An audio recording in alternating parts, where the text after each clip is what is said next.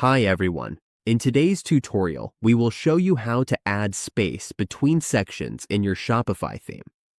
Adjusting the spacing can improve your store's layout, make it look cleaner, and enhance the overall user experience. On your Shopify dashboard, go to your online store. You can find it at the bottom of your dashboard. Once you click it, the menu will expand like this. Then, click Edit on the theme you want to update so we can start adding space.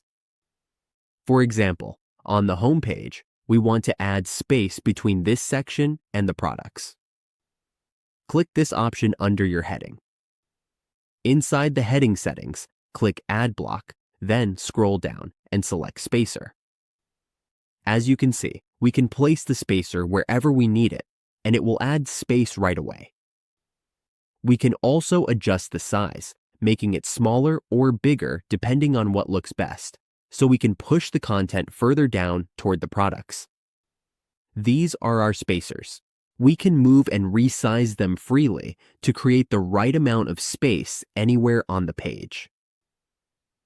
And that's how we add space between sections in our Shopify theme.